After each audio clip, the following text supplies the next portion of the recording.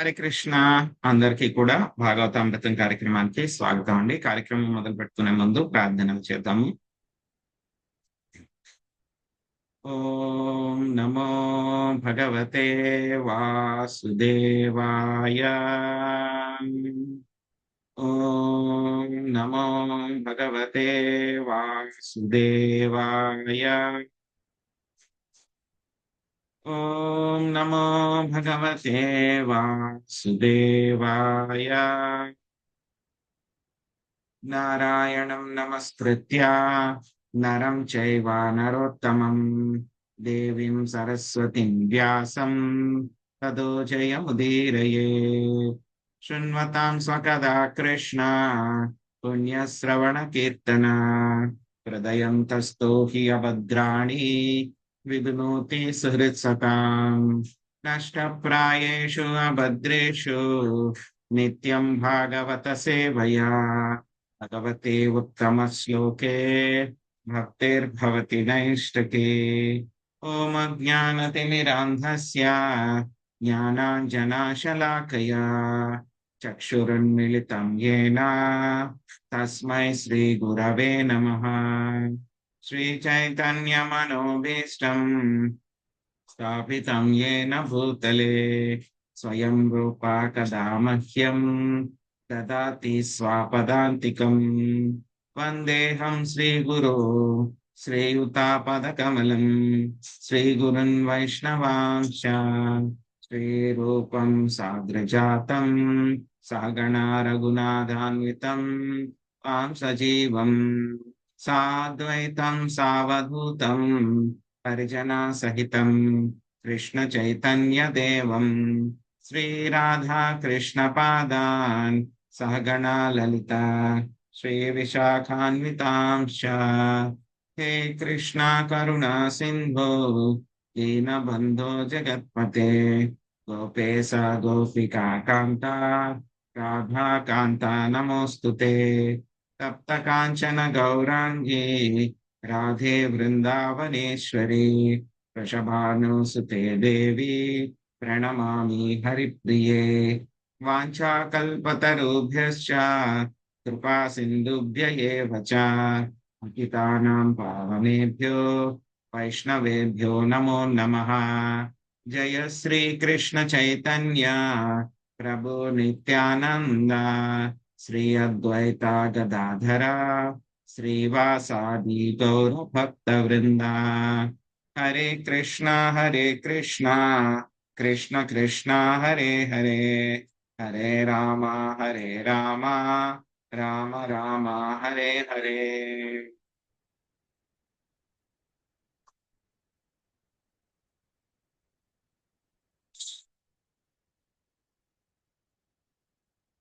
Hare Krishna. So ఈ రోజు మనము శ్రీమద్ భాగవతము సప్తమ స్కందంలో 6వ అధ్యాయము. ఈ యొక్క అధ్యాయం పేరు ప్రహ్లాదుడు దానవ బాలురకు ఉపదేశించుట అనేటువంటి యొక్క అధ్యాయం గురించి మనం నేర్చుకుంటున్నాము. సో ఈ రోజు మనం 6వ శ్లోకం నుంచి మన యొక్క చర్చ కంటిన్యూ చేద్దాము.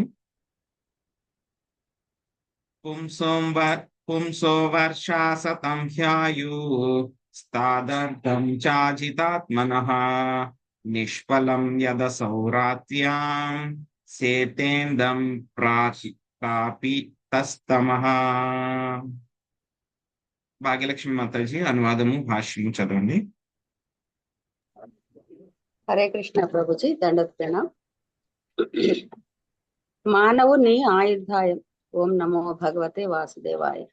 మానవుని ఆయుర్దాయము 100 సంవత్సరముల పరిమితి కలది. కాని ఇంద్రియ నిగ్రహము లేని వానికి దానిలో సగభాగము అజ్ఞానవశమున నిద్రయందే నశించిపోవును. కనుక అట్టివాని ఆయువు కేవలము 50 సంవత్సరములు మాత్రమే. భాష్యం రచించిన శీల ప్రభుపాద వారికి జై. బ్రహ్మదేవుడు, మానవుడు, చీమ ఎవరైనాను సరియే 100 ఏళ్ల ఆయుర్దాయమును కలిగి ఉందురు.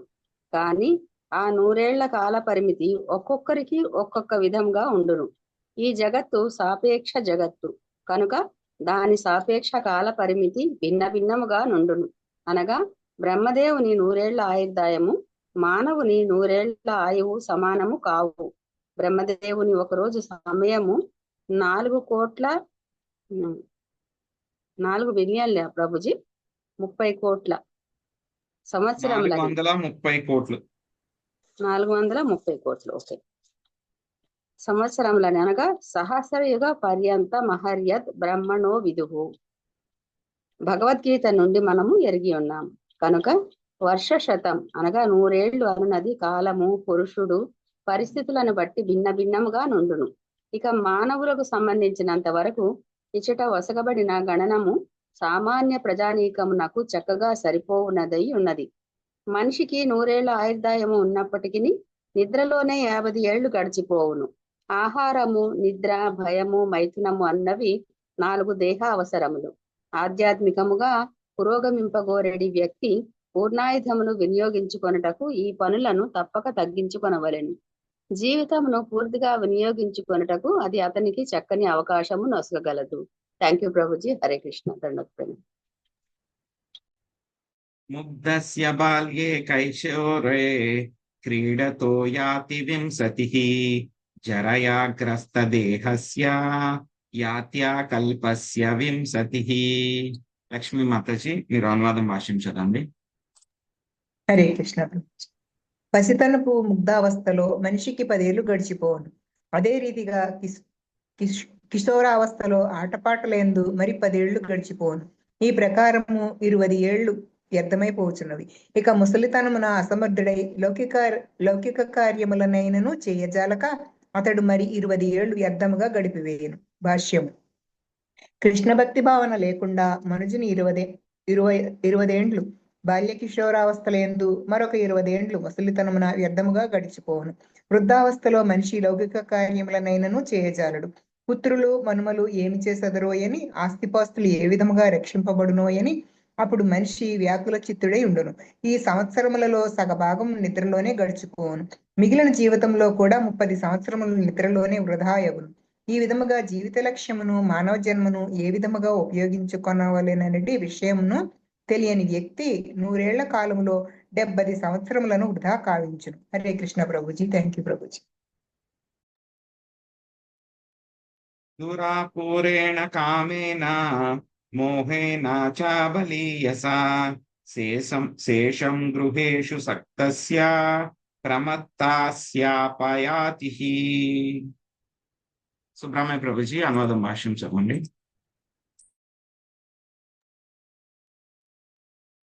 హరే కృష్ణ ప్రభుజీ.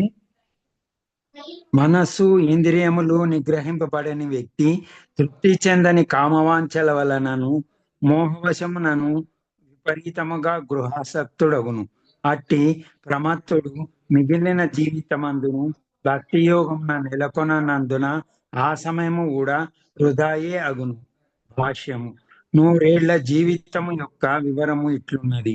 ప్రస్తుత కాలమున 100 ఏళ్ల జీవితము సాధారణముగా అసంభవమే. ఒకవేళ ఎవరైనా 100 ఏళ్ల ఆయువు కలిగి ఉన్నప్పటికీ 70 ఏండ్లు నిద్రలో, 20 ఏండ్లు బాల్య కిషోరావస్థలలో, మరి 20 ఏళ్లు జర వ్యాధులలో వ్యర్థమగునని గణింపబడినది. ఇవి అన్నీను కలిపి కొన్ని సంవత్సరములే మిగిల్చినను అమిత గృహాసక్తి కారణమున ఆ మిగిలిన సంవత్సరములు కూడా భగవద్భక్తి లేకుండా వ్యర్థముగానే గడిచిపోను. కనుక మనుజునికి జీవితారంభం నుండి పరిపూర్ణ బ్రహ్మచారిగా ఎగునట్లు శిక్షణ నొసగవలెను. పిదపాతడు గృహస్థుడైనచో విధి నియమ పాలన చేయుచు పరిపూర్ణ ఇంద్రియ నిగ్రహ పరుడగునట్లు శిక్షణనివ్వవలెను. గృహస్థాశ్రమము పిదపాతడు వానప్రస్థమును స్వీకరించి అడవికేగునట్లు చేయవలెను. అటు పిమ్మట అతడు సన్యాసాశ్రమును స్వీకరించవలెను. ఇదియే జీవన పరిపూర్ణత్వము.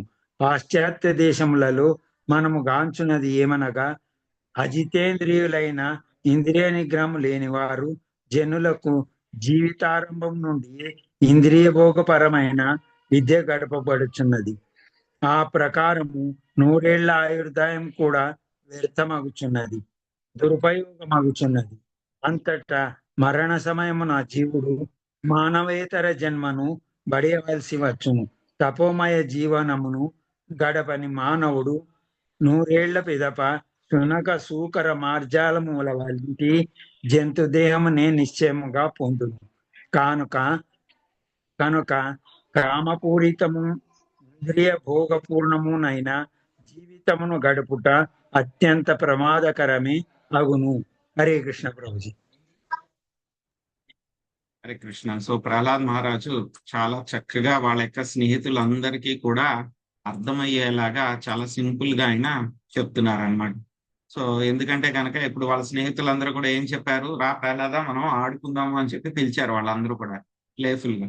పాపం వాళ్ళు ఇంకాను ఏంటంటే కనుక వాళ్ళకి ఎటువంటి కల్మషాలు లేవు కాబట్టి ప్రహ్లాదుని చాలా గౌరవిస్తూ ఉన్నారు వాళ్ళందరూ కూడా. సో వాళ్ళు ఆ విధంగా ఆడుకుని రమ్మని చెప్తే కనుక ప్రహ్లాదుడు వాళ్ళందరికీ కూడా ఒక భక్తి గురించి చెప్పడం మొదలు పెట్టారనమాట. సో ఈ భక్తి అనేటువంటిది చిన్నప్పటి నుంచే ఎందుకు మొదలు పెట్టాలి.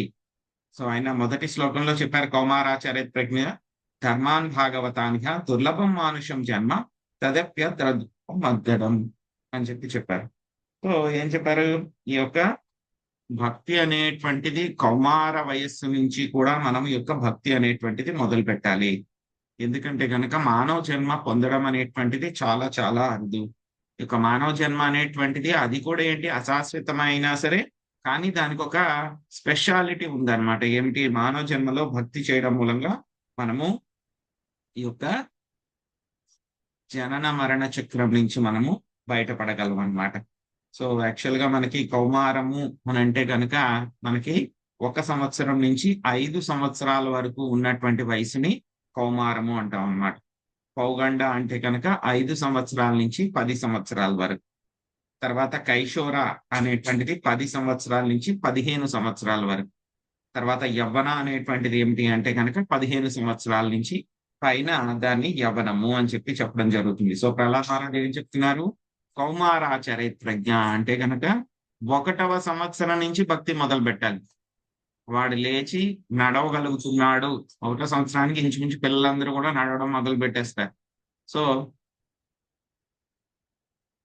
1 to 5 అంటే కనుక ఇక్కడ కౌమార అని చెప్పారు. సో 5 సంవత్సరాల నుంచి కూడా యొక్క భక్తి అనేటువంటిది మొదలు పెట్టాలి అని చెప్పి కౌమారాచార్య. సో 5వ సంవత్సరం నుంచి కూడా యొక్క భక్తి అనేటువంటిది మొదలు పెట్టేయాలన్నమాట. సో అది చెప్తున్నారు అన్నమాట. ఎందుకు ఈ విధంగా భక్తి చేయాలి, ఎవరికి చేయాలి అనేటువంటిది నిన్న మనం చూసాం అన్నమాట. సో ఎందుకంటే కనుక ఈ యొక్క ఇంద్రియాల ద్వారా 2వ శ్లోకంలో చూసాం మనము ఈ యొక్క రాగ భక్తి ఏ విధంగా చేయాలి అని చెప్పారు. 5వ శ్లోకంలో మనకి వైది భక్తి ఏ విధంగా చేయాలి అని చెప్పడం జరిగింది. సో ఇక 6వ శ్లోకం నుంచి ఏం చెప్తున్నారు, ఆయన లాజికల్ గా చెప్తున్నారు. ఎందుకు చిన్నప్పటి నుంచి మొదలు పెట్టాలి, 5 సంవత్సరాల వయసు దగ్గర నుంచి ఎందుకు మొదలు పెట్టాలి అనేటువంటి చెప్తున్నారు. సో ఎవరికైనా సరే ఎన్ని సంవత్సరాల ఆయుర్దాయం ఉంటుంది, 100 సంవత్సరాల ఆయుర్దాయం ఉంటుంది అన్నమాట. సో అది అందరికీ కూడా ఒకే 100 సంవత్సరాలు, అందరికీ 100 సంవత్సరాలు ఫిక్స్డ్. కానీ ఆ సంవత్సర సమయం అనేటువంటిది మారిపోతూ ఉంటుంది. బ్రహ్మగారికి 1 సంవత్సరం యొక్క సమయం వేరేగా ఉంటుంది, దేవతలకి 1 సంవత్సరం సమయం వేరేగా ఉంటుంది, మానవులకి 1 సంవత్సర సమయము వేరేగా ఉంటుంది అన్నమాట. సో మనం భగవద్గీతలో ఆల్రెడీ చెప్తున్నాం, మనం బ్రహ్మగారికి ఆయన యొక్క ఆయుర్దాయం మొత్తం ఎంత ఉంటుంది, 430 కోట్ల సంవత్సరాలు ఉంటుంది అని చెప్పేసి మనము చెప్తున్నాం అనమాట. అలాగే దేవతలకు కూడా. సో మనకి ఒక పగలైతే కనుక దేవతలకి 6 నెలలు అది. సో వాళ్ళకి ఒక పగలైతే కనుక మనకి 6 నెలలు అది, వాళ్ళకి ఒక రాత్రి అయితే కనుక మనకు ఒక 6 నెలలు. సో ఆ విధంగా ఎవరికైనా సరే ఆ సమయం వేరుగా ఉంటుంది. మనకున్న సంవత్సరం వాళ్ళకున్న సంవత్సరం వేరువేరుగా ఉంటుంది. కానీ ఎవరికైనా సరే 100 సంవత్సరాలు ఫిక్స్, 100 సంవత్సరాలు ఎవరికైనా కామన్. సో ఈ 100 సంవత్సరాలు కామన్ కాబట్టి అందులో ఏమవుతుంది, జనరల్ గా పడుకుంటారు కదా మనందరూ కూడాను. సో అందులో ఒక 12 గంటలు నిద్రలో పోతాయి. అంటే కనుక 100 సంవత్సరాల్లో ఎన్ని సంవత్సరాలు పోయినాయి, 50 సంవత్సరాలు పోయినాయి.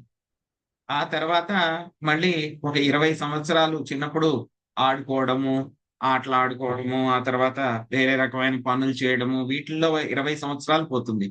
20 సంవత్సరాలు పోతే అందులో ఆల్రెడీ నిద్ర కన్సిడర్ చేసేసాం కదా మనము 50%. కాబట్టి అదంతైంది 10 సంవత్సరాలు పోయింది. 50, 10, 60 సంవత్సరాలు పోయింది. ఆ తర్వాత చివరిలో ముసలితనంలో ఒక 20 సంవత్సరాలు ఉంటుంది. 100 సంవత్సరాలు బతకడం ఈ రోజుల్లో చాలా కష్టం. బై ఛాన్స్ ఎవరైనా బతికారో అనుకుని ఈ యొక్క క్యాలిక్యులేషన్ అన్నమాట. సో 20 సంవత్సరాల్లో కూడా ఆల్రెడీ మా 50 సంవత్సరాల్లో నిద్ర కన్సిడర్ చేసేసాం కాబట్టి 20 నుంచి 10 సంవత్సరాలు అంటే కనుక ఎంత మిగిలింది, 70.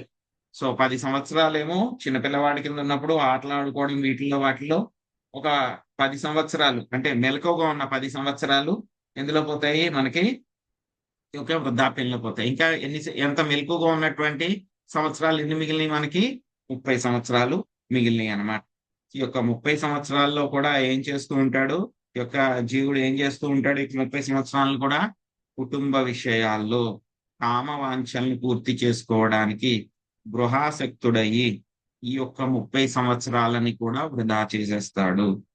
సో అందుకే ఇదివరకు సిస్టమ్ లో ఎలా ఉండేది అదంతా కూడా గ్రాడ్యువల్ గా నాశనం చేసేసారు. సో ఇప్పుడు మనకి చేసేటువంటి విద్య అంతా కూడా ఎలా నేర్పుతున్నారు, మనల్ని ఒక రోబోట్స్ కింద తయారు చేస్తున్నారు అన్నమాట. దేనికోసం పరిగెడుతున్నామో అందరూ కూడాను ఇంద్రియ భోగం కోసం అందరూ పరిగెడుతున్నారు చిన్నప్పటి నుంచి కూడా. సో మనల్ని ఇంద్రియ భోగం ఎలా చెయ్యాలి అనేటువంటిది మాత్రమే మనకు నేర్పుతున్నారు కానీ ఏ విధంగా బ్రహ్మచర్యము, గృహస్థాశ్రమం, వానప్రస్థం, సన్యాసం తీసుకుని యొక్క జీవితాన్ని ఏ విధంగా పరిపూర్ణం చేసుకోవాలనేటువంటిది ఎవరు కూడా నేర్పడం లేదన్నమాట. గృహేషు పుమాన్సక్త మాత్మానామజిదే జితేంద్రియ స్నేహపాశైర్ధుడైర్బద్ధ ముత్సహేతా విమోచితుం. పార్వతి మాతాజీ మీరు అనువాదము తర్వాత భాష్యంలో మొదటి పారాగ్రాఫ్ చదవండి. సుభరత్నం మాతాజీ భాష్యంలో మీరు 2వ పారాగ్రాఫ్ చదవండి. తర్వాత అడప శ్రీదేవి మాతాజీ భాష్యంలో 3వ పారాగ్రాఫ్ చదవండి. హరే కృష్ణ మాతాజీ. ఇంద్రియ నిగ్రహము లేనందున అమిత గృహసక్తుడైన ఏ పురుషుడు తన్ను తాను ముక్తిని గావించుకొనగలడు. సంసారాసక్తుడు కుటుంబము, పుత్ర, కళత్ర, బంధువాదులు పట్ల గల స్నేహ పాసములచే దృఢముగా బంధితుడై ఉండును. భాష్యము. కౌమార అచరేత్ ప్రజ్ఞో ధర్మాన్ భాగవతానిహ అనునది భక్త ప్రహ్లాదుని మొట్టమొదటి ప్రస్తావన అయి ఉండును. బుద్ధిమంతుడైన వాడు జీవితారంభము నుండియే అనగా కౌమార వయస్సు నుండియే ఇతర కలాపములను విడిచి భక్తి యోగ నిర్వహణకు మానవ జన్మను ఉపయోగించుకొనవలెను. ధర్మాన్ భాగవతానిహ అనగా భగవంతునితో మనకు గల సంబంధమును జాగృత పరిచడి ధర్మమని భావము. ఈ ప్రయోజనము కొరకే శ్రీకృష్ణ భగవానుడు స్వయముగా సర్వధర్మాన్ పరిత్యజ్య మామేకం శరణం వ్రజ, సర్వధర్మములను త్యజించి నన్నొక్కనినే శరణు వేడుము అని ఉపదేశించెను. భౌతిక జగత్తులో ఉన్నప్పుడు నానా రకములకు వాదములు పేరిట నానా రకములకు ధర్మములను మనము తయారు చేసుకొనిదము. కానీ మన నిజమైన ధర్మము జన్మ మృత్యు జరావ్యాధి వలయము నుండి మనలను విడుదల చేసుకొనుటకు యగును. దీని కొరకు మనుజుడు తొలుత భవబంధము నుండి ముఖ్యముగా గృహబంధము నుండి ముక్తుడు కావలసి ఉండును. లౌకిక శక్తుడైన వానికి గృహస్థ జీవనమనున్నది నియమ నిబంధనలతో ఇంద్రియ భోగమును అనుభవించుటకు ఒక అనుమతి పత్రము వంటిది. లేనిచో గృహస్థ జీవితమును ప్రవేశింపవలసిన అవసరమే లేదు. హరే కృష్ణ ప్రభుజీ దండవత్ ప్రణామం. హరే కృష్ణ. ధన్యవాదాలు. గృహస్థాశ్రమం ప్రవేశించుటకు ముందు మనుజుడు గురుకులము గురువు రక్షణలో జీవించుచు బ్రహ్మచారిగా శిక్షణ పడియవలెను. బ్రహ్మచారి గురుకులే వసన్ దాంతో గురోరిహతం అను భాగవతము 7.12.1 నందే చెప్పబడినది. ఆరంభము నుండి బ్రహ్మచారియే గురుదేవునికి సమస్తము సమర్పించినట్లుగా శిక్షణనివ్వవలెను. ఇంటింటా భిక్షమెత్తుచు స్త్రీలను తల్లి అని సంబోధించుచు వారు దొరికినది గురువు సమర్పించవలెను. ఆ ప్రకారం వారు ఇంద్రియ నిగ్రహమును సమస్తము గురువును అర్పించుటను నేర్వగలరు. పూర్తిగా శిక్షణ బడిసినంతటా కోరినచో వారు వివాహము చేసుకొనవచ్చును. అంతటా అతడు ఏ విధంగా ఇంద్రియ తృప్తి బడియవచ్చునో మాత్రమే నేర్చిన సాధారణ గృహస్థు కాకుండును. సుక్షితుడైన గృహస్థుడు క్రమముగా గృహస్థ జీవితమును త్యజించి ఆధ్యాత్మికోన్నతి కొరకై వనమును కేగును. చివరకు సన్యాసాశ్రమం స్వీకరించును. సమస్త క్లేశముల నుండి చింతన నుండి బయటపడుటకు మనుజుడు వనమును కేగవలెనని భక్త ప్రహ్లాదుడు తన తండ్రికి వివరించెను.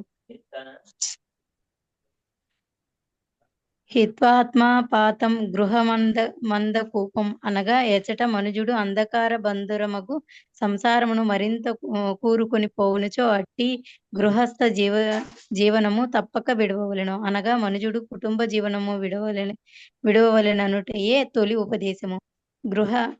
గృహమందకూపం అయినను ఎవడేని నిగ్రహింపబడినను ఇంద్రియములు కారణమున అందకూపము వంటి గృహస్థ జీవనమునందే నిలువగోరినచో భార్య, సంతానము, సేవకులు, ఇల్లు, ధనము మున్నగు వాని ఎడల స్నేహపాశముచే దృఢముగా బంధితుడగును.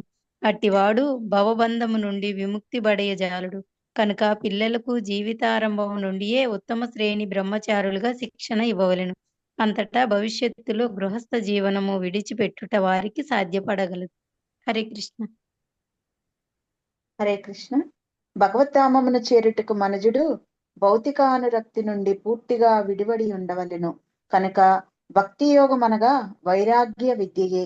అనగా అది భౌతిక భోగము పట్ల అభిరుచిని నశింపచేసుకున్నటకు మనుజుడుకు తోడ్పడు కళ వంటిది. వాసుదేవే భగవతి భక్తియోగ ప్రయోజిత జనయత్వాత్యాసు వైరాగ్యం జ్ఞానంచ యదహైతుకం. దేవదేవుడగు శ్రీకృష్ణునకు భక్తియుక్త సేవను గూర్చుట ద్వారా మనుజుడు నిర్హేతుకమైన జ్ఞానమును, జగత్తు పట్ల వైరాగ్యమును శీఘ్రముగా పొందగలడు. భాగవతము 1వ స్కందం 2వ అధ్యాయం 7వ శ్లోకంలో మనుజుడు జీవితారంభము నుండియే భక్తి యోగమున నెలకొనినచో సులభముగా వైరాగ్య విద్యను అనాసక్తి పడసిన జితేంద్రియుడు కాగలడు.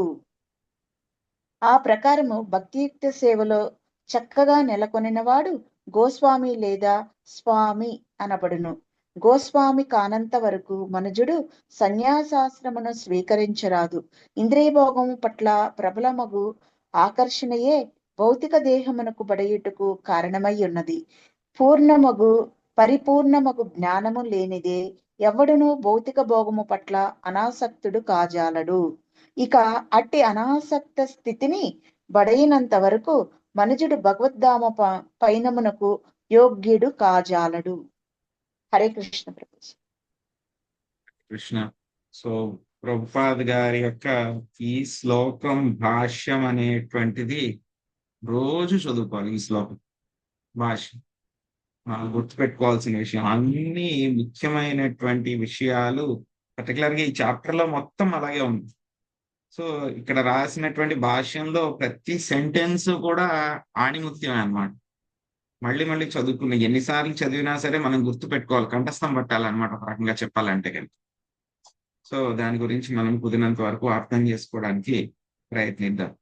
సో మొదటి శ్లోకంలో ఇప్పుడే చెప్పుకున్నా కౌమార చరిత్రజ్ఞ అని చెప్పి దాని గురించి చెప్పు.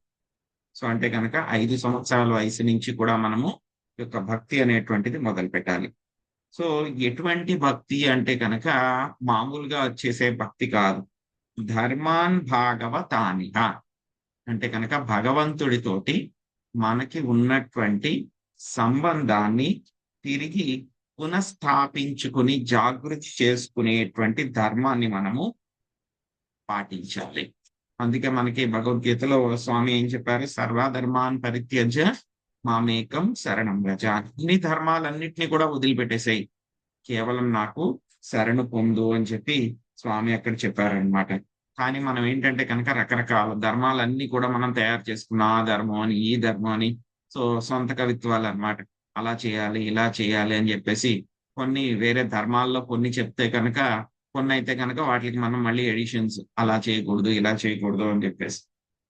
కానీ ఏంటంటే కనుక ఏదైనా సరే ఒకటే టెస్ట్, మనం పాటిస్తున్నటువంటి ధర్మం సరిగ్గా ఉందా లేదా అని తెలియాలి అంటే కనుక ఒకటే టెస్ట్. నేను పాటించేటి ఈ యొక్క ధర్మము నన్ను అందరికీ కూడా పెద్ద సమస్య, ఎవరికైనా సరే పెద్ద సమస్య అయినటువంటి జన్మ మృత్యు జరా వ్యాధి అనేటువంటి విష వలయం నుంచి నన్ను బయట పడేస్తుందా పడేదా? పడేస్తుంది అంటే కనుక మనం పాటించేటువంటి ధర్మము సరైనటువంటి ధర్మము. లేకపోతే కనుక శ్రీమద్ భాగవతంలో కూడా ఏం చెప్పారు? స్టార్టింగ్ లోనే ఇదే చెప్పారు, కైతవ ధర్మ. సో ఇది హైయెస్ట్ ధర్మ అన్నమాట శ్రీమద్ భాగవతంలో మనకి చెప్పేటువంటి ధర్మం అన్నమాట. సో కాబట్టి అటువంటి ధర్మాన్ని మనం పాటించాలి.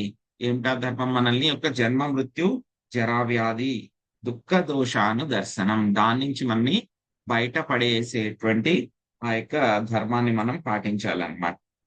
సో ఇక్కడ ప్రభుపాద్ గారు చాలా విషయాలు చెప్పారు మనకి. సో బ్రహ్మచారి అనేటువంటి జీవితాన్ని ఎలా ప్రారంభించాలి అని అంటే కనుక గురువు గారి యొక్క ఆశ్రమంలో మనం మొదలు పెట్టాలి. పురుషులైతే కనుక బ్రహ్మచర్య ఆశ్రమంలో పాటించాలి. సో బ్రహ్మచారి కింద ఉండాలి. సో ఇంటింటికి వెళ్ళి భిక్షం ఎత్తుకోవాలి. సో ఆ తర్వాత ఏం చేయాలి? తెచ్చినవన్నీ అందరినీ కూడా, స్త్రీలందరినీ కూడా తల్లి అని చెప్పి సంబోధించాలి. ఆ తర్వాత తెచ్చినటువంటి ఆ యొక్క భిక్షనంతా కూడా గురువు గారికి ఇవ్వాలి. సో గురువు గారు ఆ రోజు భోజనానికి రమ్మని చెప్పి పిలవకపోతే కనుక ఆ రోజు పస్తుండాలి. సో ఆ విధంగా ఇంద్రియ భోగానురక్తి లేకుండా జీవితాన్ని నేర్చుకోవాలి. సో ఎవరైతే కనుక ఆ విధంగానే వాళ్ళకి రుచి ఉంటుందో అటువంటి వాళ్ళు డైరెక్ట్ గా వాళ్ళు సన్యాసాశ్రమానికి వెళ్ళిపోవచ్చు, బ్రహ్మచర్యం కొన్ని 4 కంటిన్యూ చేసిన తర్వాత. ఇంద్రియ భోగాన్ని వాళ్ళు, ఇంద్రియాసక్తి ఎక్కువగా ఉంది అంటే కనుక వాళ్ళు గృహస్థాశ్రమంలోకి ప్రవేశించవచ్చు అన్నమాట. ప్రవేశించిన తర్వాత అదేమిటంటే గృహస్థాశ్రమంలో ప్రవేశించాం కదా, ఇంద్రియ భోగం చేయడానికి ఇష్టం వచ్చినట్లు విచ్చలవిడిగా చేయడానికి లేదు. అదేంటంటే ఇంద్రియ భోగం కూడా ఎలా చేయాలి? నియమ నిబంధనలతోటి మనము ఆ యొక్క ఇంద్రియ భోగాన్ని చేయాలన్నమాట. సో ఆ ఇంద్రియ భోగం కొన్ని రోజులు చేసిన తర్వాత మళ్ళీ ఏం చేయాలి మనము? ఆ యొక్క ఎందుకు చేయాలి ఇంద్రియ భోగం అంటే కనుక దాన్ని వదిలిపెట్టడం కోసం చేయాలి గృహస్థాశ్రమంలో కూడా. సో మెల్లగా ఆ యొక్క గృహాన్ని త్యజించి ఆధ్యాత్మిక ఉన్నతి కోసము వనానికి వెళ్ళాలన్నమాట. సో అందుకే ప్రహ్లాద్ మహారాజ్ కూడా చెప్పారు, వాళ్ళ నాన్నగారు అడిగినప్పుడు ఏం నేర్చుకున్నావు నువ్వు, గొప్ప విషయం ఏమిటి అంటే కనుక ఫస్ట్ టైము హిత్వాత్మ పాతం గృహం అందకూపం. యొక్క గృహం అనేటువంటిది ఏమిటి? అందకూపం. అందకూపం అంటే చీకటి నుయ్యి, మామూలు నుయ్యి కూడా కాదనమాట.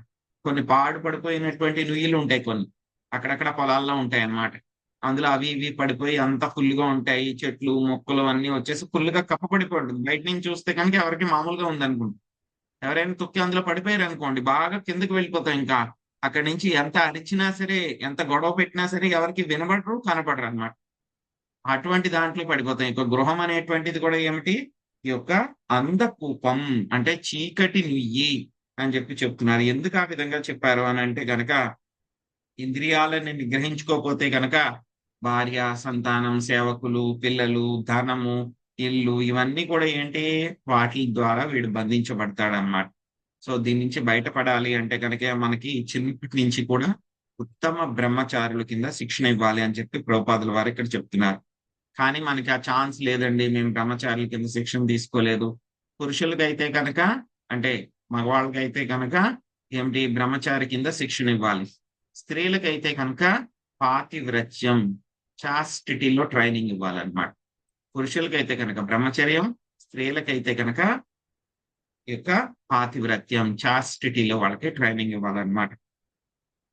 మరి ఇదన్నీ లేదండి, మేము చేసుకోలేకపోయాం, అవంతా కూడా అయిపోయింది. సో అంటే కనుక మనకు కూడా ఏమన్నా వేరే దారి ఏమన్నా ఉందా అంటే కనుక ప్రభుపాద్ గారు వెంటనే మనకి చివరి పారాగ్రాఫ్ లో కూడా అది కూడా చెప్తున్నారు అన్నమాట. సో భక్తి చెయ్యండి అర్రా మీరు అని చెప్తున్నారు. భక్తి అంటే కనుక ఏమిటది? వైరాగ్య విద్య. వైరాగ్య విద్య నిజ భక్తి యోగ. భక్తి యోగం అంటే ఏమిటి? వైరాగ్య విద్య అన్నమాట. సో ఏమవుతుంది? ఎప్పుడైతే కనుక మనం యొక్క భక్తి చేస్తే కనుక 2 రకాల ఫలితాలు వస్తాయి. స్టార్టింగ్ లోనే శ్రీమద్ భాగవతంలో మనకు చెప్పారు. 1వ స్కందము 2వ అధ్యాయము 7వ శ్లోకం. 1వ స్కందంలో 2వ అధ్యాయంలో శ్లోకాలు అన్ని కూడా వండర్ఫుల్ అన్నమాట. సో మళ్ళీ ముందే మనం చెప్పుకున్నాం, మళ్ళీ కుదిరితే కనుక వెళ్ళి ఒకసారి చదువుకోవాలి. సో అందులో ఏం చెప్పారు? వాసుదేవే భగవతి భక్తి యోగ ప్రయోజిత జనత్యాసు వైరాగ్యం జ్ఞానం చయ అహైతుకం. సో భగవంతుడైనటువంటి శ్రీకృష్ణ భగవానుడికి మనము భక్తియుత సేవ చేస్తే కనుక 2 రకాల ఫలితాలు వస్తాయంట. ఒకటి జ్ఞానం వస్తుందంట, రెండవది ఏమొస్తుంది? ఒక భౌతిక ప్రపంచం పట్ల యొక్క వైరాగ్యం అనేటువంటిది కూడా ప్యారలల్ గా వచ్చేస్తుంది అన్నమాట. సో ప్రభుపాద్ గారు చెప్తున్నారు, సన్యాసం తీసుకోవాలి అంటే కనుక ఇంద్రియ నిగ్రహం ఉంటే మాత్రమే యొక్క సన్యాసాన్ని తీసుకోవాలి, లేకపోతే కనుక తీసుకోకూడదు అని చెప్పి చెప్తున్నారు. ఇంకా లాస్ట్ సెంటెన్స్ ఏంటంటే కనుక అండర్లైన్ చేసుకోవాల్సిన విషయం అన్నమాట. ఈ యొక్క భౌతిక అనాసక్తిని బడయనంత వరకు మనుజుడు భగవద్ధామ పయనమునకు యోగ్యుడు కాజాలడు. పూర్తిగా మనకి యొక్క భౌతిక ప్రపంచం పట్ల ఈ యొక్క ధనము ఇవేమైనా సరే భౌతిక ప్రపంచం ప్రతి దాని పట్ల కూడా పూర్తిగా అనాసక్తులైపోవాలి. అప్పటిదాకా మనకి ఎలిజిబిలిటీ కూడా రాదు భగవద్ధామానికి వెళ్ళడానికి. ఒకవేళ వెళ్తూ ఉన్నాం భగవద్ధామానికి, మనకి వైకుంఠానికి తీసుకెళ్తూ ఉన్నారు, దారిలో వెళ్ళేటప్పుడు అన్ని కూడా కనపడతాయి అన్నమాట. సో కనపడేటప్పుడు ఏదైనా ఒక మంచి ప్రదేశం కనబడి అబ్బాయి ఇది చాలా బాగుంది అని అంటే కనుక వెంటనే ఆ విమానం అక్కడ ఆగిపోతుంది. బాగుంది కదా ఇక్కడ కొన్నాళ్ళు ఎంజాయ్ చేసిరా అని చెప్పేసి అక్కడ దింపేస్తారు మాకు. సో కాబట్టి మనము దేని పట్ల కూడా ఆసక్తి కొంచెం కూడా ఉండకూడదు, పూర్తిగా జీరో అయిపోవాలన్నమాట. అప్పుడే అదే ప్రభుపాద గారు ఇక్కడ సెంటెన్స్ లో చెప్తున్నారు, అట్టి అనాసక్త స్థితిని బడయంత వరకు మనుషుడు భగవద్ధామ పయనమునకు యోగ్యుడు కాజాలడు. ఎలిజిబిలిటీ కూడా రాదు, వెళ్ళడం మాట తర్వాత ఎలిజిబిలిటీ కూడా రాదన్నమాట. సో ఎలిజిబిలిటీ అంటే ఆ పరీక్షలో కూర్చోవడానికి ఎలిజిబిలిటీ కూడా రాదు, పరీక్ష పాస్ అవడం తర్వాత ఎలిజిబిలిటీ కూడా లేదు, అర్హత కూడా రాదన్నమాట. సో ఆ తర్వాత ఇంకా మళ్ళీ ప్రహ్లాద్ మహారాజ్ కంటిన్యూ చేస్తున్నారు, చాలా సూపర్ గా చెప్తున్నారు అన్ని కూడా. కోన్వర్ధ తృష్ణాం విసృజేత్ ప్రాణేభ్యోపి యీప్సిత యం క్రీణాత్యా సుభి ప్రేష్టైస్తస్కర సేవకోవణి. శశికళ మతసి మీరు అనువాదము చదవండి. అనువాదము భాష్యంలో మీరు సమ్మతింతురు వరకు చదవండి. ఆ తర్వాత విజయలక్ష్మి మాతాజీ డబ్బు కొరకు నుంచి చివరి వరకు చదవండి.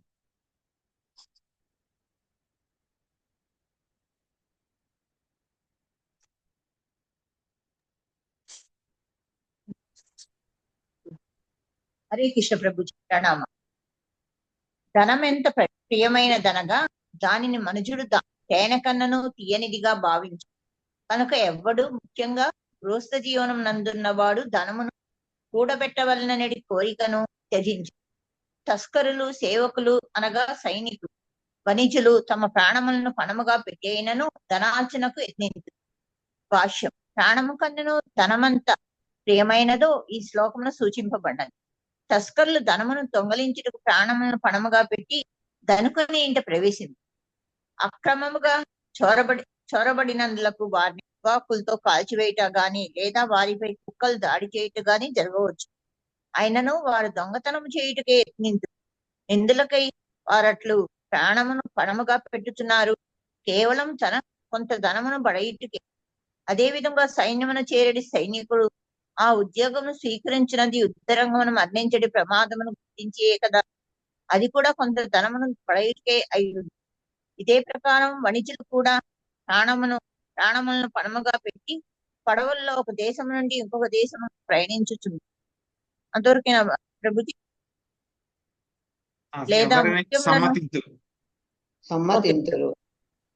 లేదా ముత్యములను పగడములను సంపాదించుటకు సముద్రములోనికి దుముకుచుందు. కనుక ధనము తేనె కన్నను తీయనైనదైనదని చక్కగా నిరూపితమైనది. దీన్ని ఎవరైనా సమ్మతించు. హరే కృష్ణ ప్రభు. ధన్యవాదాలు. హరే కృష్ణ ప్రభు. డబ్బు కొరకు మనుజుడు సమస్తమును పనముగా పెట్టగలడు. అమిత గృహాసక్తులైన ధనవంతుల విషయమున ఇది విశేషముగా సత్యమై ఉన్నది. పూర్వకాలమున ఉన్నత వర్ణము వారికి అనగా బ్రాహ్మణులకు, క్షత్రియులకు, వైశ్యులకు, శూద్రులకు తప్ప ఎల్లరకు బ్రహ్మచర్యము మరియు యోగము ద్వారా వైరాగ్య జీవనము, ఇంద్రియ నిగ్రహము కలుగునట్లుగా గురుకులమున శిక్షణ వసగబడినది. తదనంతరము గృహస్థాశ్రమును ప్రవేశించుటకు వారికి అనుమతి లభించడిది. గొప్ప రాజులు, చక్రవర్తులు గృహస్థాశ్రమును త్యజించిన సంఘటనలు ఎన్నో కలవు. వారు అమిత ఐశ్వర్యవంతులైన సామ్రాజ్యపతులే అయినను పూర్వమే బ్రహ్మచారులుగా శిక్షణను బడిసిన కారణమున తమ సంపత్తులన్నిటినీ త్యజింపగలిగిరి. కనుక భక్త ప్రహ్లాదుడు వసగిన ఉపదేశము మిగుల ఉపయుక్తముగా ఉన్నది. కౌమార ఆచారే ప్రాజ్ఞో ధర్మాన్ భాగవతానిహ దుర్లభం మానుషం జన్మ తదప్య ధ్రువమద్ధమం. బుద్ధిమంతుడైన వాడు జీవితారంభము నుండియే అనగా కౌమార వయస్సు నుండియే ఇతర కలాపములను విడిచి భక్తి యోగ నిర్వహణకు మానవ జన్మను ఉపయోగించవలెను. మానవ జన్మము దుర్లభమైనది. ఇతర జన్మం వలె అది తాత్కాలికమే అయినను భక్తి యోగ నిర్వహణకు అనువైనది కనుక మిగుల అర్థవంతమైనది. శ్రద్ధాపూర్వకమైన కించిన్ మాత్ర భక్తి అయినను మనుజునికి పూర్ణ సిద్ధిని కలుగజేయగలదు. మానవుడు తప్పక ఈ ఉపదేశం యొక్క లాభమును బడయవలసి ఉన్నది. హరే కృష్ణ ప్రభు. ధన్యవాదం. కథం ప్రియాయ అనుకంపితాయ సంజ్ఞం రహస్యం రుచిరాంశ మంత్రాన్ సుహృత్సు తత్స్నేహసితా శిశూనాం కళాక్షరాణాం మనురక్త చిత్తా పుత్రాన్ స్మరంస్తా దుహితృహృదయా భ్రాతॄన్ స్వసూత్వా పితరౌ చ దీనౌ మనోజ్ఞారుపరేచ్చదాంశ్చ వృత్తేశ్చ కుల్యా పశుభృత్య వర్గాన్ త్యాజేత కోసాస్కదివేహమానాన్ కర్మాణి లోభాదవితృప్తకామః ఔపాస్త్యజైహ్వం బహుమన్యమానా కథం విరాజ్యేతదురంతమోహం. శాంతి మాతాజీ అనువాదం చదవండి. భాష్యము లక్ష్మీ నాగేశ్వరి మాతాజీ చదవండి.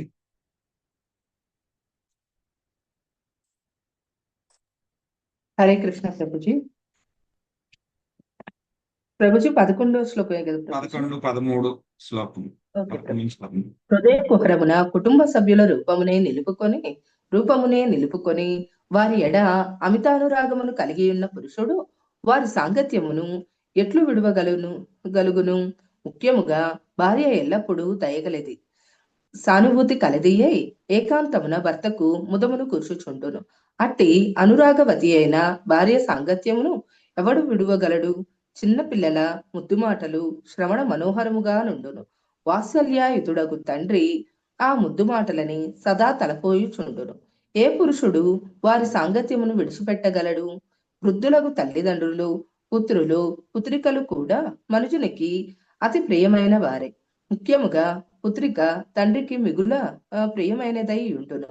ఆమె అత్తవారింట ఉన్నప్పుడు ఆమెను గూర్చిన ఆలోచనలే అతని మనస్సులో మెదులుచుండును.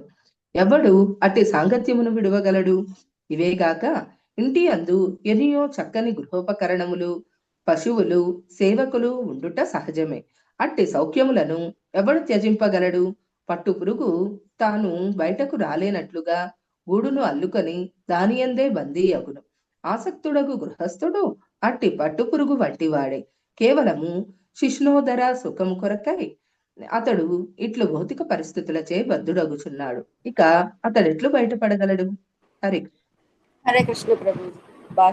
కుటుంబమున మొట్టమొదటి ఆకర్షణము అందమైన మనోహరమైన భార్యే. ఆమె కుటుంబము పట్ల ఆకర్షణను అధికారికము కావించుచుండును.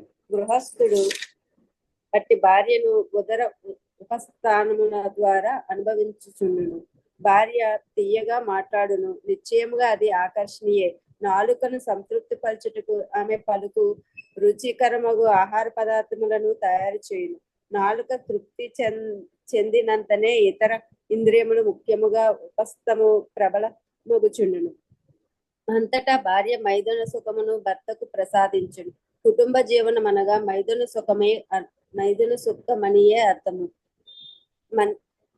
యన్మేతునాది గృహమేతి సుఖం తుచ్చం. అట్టి సుఖము నాలుక ద్వారా ప్రబలమగు చుండును. ఇక పిల్లలు ఉండగానే ఉన్నారు. చిన్న పిల్లలు ముద్ర మాటలు ఎంతో ఆనందము నివ్వగలవు. సంతానము పెరిగి పెద్దవారైన తరువాత వారి చదువులు పెళ్లిళ్లతో గృహస్థుడు తలములకనగును. ఇవే కాక పెద్దవారైన తల్లిదండ్రుల రక్షణాభారము ఉండగానే ఉన్నది. సంఘ కట్టుబాటు తోడబుట్టిన అక్క చెల్లెళ్లను అన్నదమ్ములను సంతోషపరచుట తప్పనిసరి. ఈ ప్రకారము పురుషుడు గృహ కలాపములలో ఎంత అధికారికముగా తగులుకొనగా వారిని విడిచిపెట్టుట అతనికి దాదాపు అసాధ్యమే అగును. ఈ విధముగా గృహము అందకోపమే అగును. బలిష్ఠుడగు వ్యక్తి సహాయపడితే అట్టి వానికి దాని నుండి బయటపడుట అత్యంత కఠిన కార్యమగును. ఆ బలిష్ఠుడగు వ్యక్తియే గురుదేవుడు. ఆధ్యాత్మిక ఉపదేశం అనేది బలమైన పాసము చే అతడు పతితుడై ఉన్న వ్యక్తిని కాపాడును. అంధకోపమున పడిన వ్యక్తి ఆ త్రాళ్లను ఆసరాగా చేసుకొనవలెను. అంతటా గురుదేవుడు లేదా దేవదేవుడగు శ్రీకృష్ణుడు అతనిని ఆ అంధకోపం నుండి ఉద్ధరించగలడు. హరే కృష్ణ. హరే కృష్ణ. సో ఇక్కడ ప్రహ్లాద్ మహారాజ్ చెప్పిన విషయాలు అవేమి కొత్త ఏం కాదు, అందరికీ తెలిసినవి అవి. సో దీంట్లో అంగీకరించకూడనివి ఏవీ లేవు, అందరికీ కూడా తెలిసిన విషయాలే. సో దీని గురించి ఇక చర్చించుకోవడం కూడా అవసరం లేదు. కానీ ఒకటి మాత్రం చర్చించుకోవాలి, ఏమిటి? ఇవన్నీ కూడా మనకి అనుభవంలో ఉన్నవే. ఇవన్నీ కూడా మనం చూస్తున్నాం. మన తండ్రి ఎలా చేశారు, మన తాతలు ఎలాగ చేశారు, మనం ఎలాగ చేస్తున్నాం, లేకపోతే కనుక మన చుట్టాలు ఎలా చేస్తున్నారు, అందరూ ఇదే చేస్తున్నారు. సో కానీ ఏంటంటే కనుక దీంట్లో వాళ్ళు చేస్తూ చేస్తూ చేస్తూ చేస్తూ ఏమవుతున్నారు, సడన్ గా ఒక రోజు వాళ్ళ శరీరాన్ని చాలించి వెళ్ళిపోతున్నారు. ఆ యొక్క అంధకోపంలోనే వాళ్ళు ఉండిపోతున్నారు. దాంట్లోంచి బయట పడడానికి వాళ్ళు ప్రయత్నించడమే లేదు. సో ప్రహ్లాద్ మహారాజ్ ఏం చెప్పారు వాళ్ళ నాన్నగారికి, హిరణ్యకశిపుడికి? సో అంధకోపము, గృహమంధకోపం అని చెప్పారు. దానికి ఎక్స్ప్లెనేషన్ ఇక్కడ ఈ శ్లోకంలో చెప్పారన్నమాట. ఎందుకు ఈ యొక్క గృహం అనేటువంటిది అంధకూపంలో అంటే కనుక వీటిని అన్నిటినీ కూడా చూసుకుని ఏమైపోతాడు జీవుడు, అంధకూపంలోనే ఉండిపోతాడు. సో దాని నుంచి బయటపడాలి అని చెప్పి ఏమాత్రం కూడా ప్రయత్నించడు. మొట్టమొదటి ప్రయత్నమే చేయడు. చాలా బాగుంది ఇక్కడ అని చెప్పేసి. సో ఒకవేళ బయటపడాలి అని అనిపించినా కొంచెమైనా సరే ఇవన్నీ కూడా చాలా అట్రాక్టివ్ గా ఉంటాయి కదా, అందుకని చెప్పి దాదాపుగా దీంట్లోంచి బయటపడేటువంటి వాడు చాలా అరుదు అన్నమాట. సొంతంగా ఎవ్వరు బయటపడలేరు. బయట వాళ్ళ యొక్క సహాయం తప్పకుండా కావాలి. ఎలా అయితే కనుక చీకటి నూతిలో పడిపోతే కనుక బయట నుంచి ఎవరైనా సరే ఒక తాడు ఇవ్వాలి, తాడిస్తేనే దాన్ని పట్టుకుని బయటికి రాగలరు. అలాగే మనల్ని కూడా ఈ అంధకూపంలోంచి రక్షించేటువంటి వాళ్ళు గురువు లేకపోతే కనుక కృష్ణుడు మాత్రమే. వాళ్ళు ఇచ్చేటువంటి ఆధ్యాత్మిక బోధనలు అనేటువంటి ఆ యొక్క తాడును ఉపయోగించుకుని మనము అంధకోపంలోంచి బయటపడాలి అన్నమాట. సో ఎలా అయితే కనుక మనం ఎక్కడికైనా వెళ్ళామనుకోండి, ఏదో ట్రైన్ జర్నీ మొదలు పెడుతుంటే కనుక ఏమిటి, మనకి టికెట్ ఇస్తారు. సో ఎక్కడానికి పలానా స్టేషన్ లో ఎక్కాలి, దిగడం పలానా స్టేషన్ లో దిగిపోవాలి. సో అది రాసి ఉంటుంది అందులో క్లియర్ గా. అలాగే మనం కూడా ఏంటంటే కనుక ఈ యొక్క గృహస్థ జీవనంలోకి ఎంటర్ అవుతున్నాము అని అంటే కనుక ఎగ్జిట్ కూడా మనం ప్లాన్ చేసుకోవాలి. ఎప్పుడు మనం దీంట్లోంచి ఎగ్జిట్ అవ్వాలి, బయటికి వెళ్ళాలి అనేటువంటిది కూడా మనకి ప్లానింగ్ ఉండాలి. ప్లానింగ్ ఉండి దాన్ని మనము పాటించాలన్నమాట. కుటుంబ పోషాయ వియన్నిచాయో నవోద్యతీర్థం విహత ప్రమత్త సర్వత్ర తాపాత్రయ దుఃఖితాత్మా నిర్వేద్యతేనా స్వకుటుంబ రామ. చందన మాతాజీ అనువాదం చదవండి, భాష్యము పద్మిని మాత చదవండి. హరే కృష్ణ ప్రభుజీ, దండప్రణామాలు. అమితాసక్తుడైన వాడు కుటుంబ పోషణకై తన విలువైన జీవితము వృధా అగుచున్నదని తెలుసుకొని జాలడు. పరతత్వ అనుభవమునకు ఉపయుక్తమైనట్టి మానవ జన్మము అగోచరంగా చెడిపోవచ్చున్నదని తెలుసుకున్నట్లోను అతడు విఫలుడగును. కానీ చిల్లిగవ కూడా వృధాగా ఖర్చు కాకుండా చూచుటలో మాత్రం అతడు మిగులు సావధానుడై వర్తించును. ఆ విధంగా సంసార సక్తుడైన వ్యక్తి నిరంతరం త్రివిధ తాపములకు గురి అగుచున్నప్పుడు సాంసారిక జీవన గతి పట్ల అరుచిని పొందడు. హరే కృష్ణ. హరే కృష్ణ ప్రభుజీ. భాష్యముపై ప్రభుపాద్ విజయ్. మూర్ఖుడైన వ్యక్తి మానవ జీవన విలువలు గాని కేవలము కుటుంబ పోషణకే విలువైన జీవితంలో తానెట్లు వృధా చేయుచుంటున్నది విషయమును గాని తెలుసుకొనజాలడు. నయా పైసా నష్టమైనను దానిని గణింపగలిగినంతటి దక్షతను అతడు కలిగి ఉండును. కానీ నిజముగా తానెంత ధనమును కోల్పోచున్నాడో భౌతిక భావనలో అయినను అతడు ఎరగజాలడు. గడిచిపోయిన క్షణమును కోట్ల కొలది రూపాయలు వెచ్చించను తిరిగి పొందజాలమని చాణక్య పండితుడు పలికి ఉండను. కాని మూర్ఖుడగు వ్యక్తి తానంత కోల్పోచున్నాడో తెలియకనే అట్టి విలువైన జీవితమును వ్యక్తపరచును. లౌకికుడగు వ్యక్తి ఖర్చులను గణించుటలో, వ్యాపారం చేయుటలో నిపుణుడే అయినప్పటికీ జ్ఞానలేమి వలన విలువైన జీవితమును దురుపయోగము కావించుచుంటినని మాత్రము గుర్తింపచాలడు. అట్టివాడు నిరంతరము త్రివిధ తాపములు గురియగుచున్నను. తన లౌకిక జీవన రీతి నుండి భయపడునంతటి వివేకవంతుడు కాజాలడు. హరే కృష్ణ ప్రభు. హరే కృష్ణ. ధన్యవాదాలు. హరే కృష్ణ. సో దీనికి ఒక జోక్ ఒకటి నాకు గుర్తుకొస్తుంది అనమాట. సో ఏంటంటే కనుక ఒక పిసినారి వ్యక్తి ఉన్నాడు అనమాట. సో ఆ వ్యక్తి ఏంటంటే కనుక ప్రతిదీ కూడా లెక్కేసుకుంటాడు బాగా, ఏది కూడా వేస్ట్ చేయడు అనమాట. సో ఈ రోజు పొద్దున్న ఎంత తినాలి, ఎంత వండాలి, వాళ్ళ ఆవిడకి చెప్తాడు అనమాట. ఇంతే తినాలి, ఇంతే వండాలి, ఇంతకన్నా ఎక్కువ ఒక గింజ పోయినా సరే ఒప్పుకోడు అనమాట. సో ఒకసారి ఏమవుతుంది, వాళ్ళ అపార్ట్మెంట్ పైకి వెళ్తాడు అనమాట. పైకి వెళ్తే కనుక అక్కడ అపార్ట్మెంట్ పై నుంచి కాలు జారి పడిపోతూ ఉంటాడు. పడిపోతూ ఉంటే కనుక ఆ ట్రావెలింగ్ లో వస్తూ ఉంటే కనుక వాళ్ళ ఆవిడ కనబడుతుంది పడిపోతున్నప్పుడు కిందకి, పైనుంచి కిందకి. అపార్ట్మెంట్ లో ఆ కిటికీలోంచి, వాళ్ళ కిచెన్ ఉంటుంది కదా, కిచెన్ కిటికీలోంచి ఈ రోజు నాకు అన్నం వండద్దు అని చెప్పేసి కింద పడిపోయాడు, చనిపోయాడు. సో అలాగే మనందరం కూడా తెలిసి తెలియకుండా అంత జాగ్రత్తగా మనము ధనాన్ని కాపాడుకోవడంలో వెరీ ఎక్స్పర్ట్స్. సంపాదించుకోవడంలోనే ఎక్స్పర్ట్స్, ధనాన్ని కాపాడుకోవడంలో కూడా ఎక్స్పర్ట్స్. కానీ ఒక విషయాన్ని మనం కోల్పోతున్నాము అని చెప్పి మనం తెలుసుకోలేకపోతున్నాం. ఏంటా విషయము? సమయము, టైం.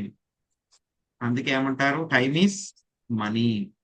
ధనం కన్నా కూడా చాలా ఎక్కువ అన్నమాట. ఎంతో మంది డబ్బు ఉన్నటువంటి వాళ్ళు, వాళ్ళ దగ్గర బోల్డ్ డబ్బు ఉంటుంది. వాళ్ళు డాక్టర్ దగ్గరికి, మిగతా సైంటిస్టుల దగ్గరికి వెళ్ళి నేను ఇంకా చనిపోతారు అని చెప్పి వాళ్ళు చెప్పారనుకోండి, మీకు ఇన్ని రోజులే బతుకుతారు అని చెప్పి చెప్పారనుకోండి, వాళ్ళు ఏమంటారు, నేను ఎంతైనా డబ్బులు ఇస్తాను, నాకు ఒక 1 వీక్ లేకపోతే ఒక 1 మంత్, ఒక 1 ఇయర్ నాకు ఎక్స్టెండ్ చేయండి లైఫ్ అని చెప్పని అడుగుతారు. సో మైకేల్ జాక్సన్ ఏం చేశాడు, ఆయన ఎంతో డబ్బు ఉంది. ఎంతో డబ్బు ఉంది. సో నేను 100 సంవత్సరాల కన్నా ఎక్కువ బతకాలి అని చెప్పేసి ఏం చేశాడు, చెయ్యని ప్రయత్నం లేదు. ఆయన చుట్టూరు డాక్టర్లు, డైటీషియన్లు, హార్ట్ చూసుకునే డాక్టర్లు, ఆ తర్వాత ఆరోగ్యం, డైజెషన్ సరిగ్గా అవుతుందా లేదా, డైటీషియన్ అన్నమాట, రోజు ఏం తినాలి ఏం తినకూడదు అన్ని కూడా చూసేటువంటి వాళ్ళు, మొత్తం పర్సనల్ స్టాఫ్, ఆయన కంటిన్యూస్ గా ఆరోగ్యాన్ని మానిటర్ చేసేవాళ్ళు, మొత్తం ఎప్పుడు కూడా పర్సనల్ డాక్టర్లు ఒక 20-30 మంది ఉండేవారు, మొత్తం అందరూ చూసుకునేటువంటి వాళ్ళు. కానీ ఎన్ని సంవత్సరాలు బతికాడు? 50 సంవత్సరాలు. ఏమీ లేనటువంటి వాడే కనీసం ఒక 70-80 సంవత్సరాలు బతుకుతాడు. కానీ అన్ని డాక్టర్లు పెట్టుకున్నా ఏం చేసినా సరే ఎన్ని సంవత్సరాలు బతికాడు? 50 సంవత్సరాలు మాత్రమే బతికాడు. సో మనం కూడా యొక్క సమయానికి విలువ ఇవ్వడం నేర్చుకోవాలి. వెరీ వెరీ ఇంపార్టెంట్ అన్నమాట.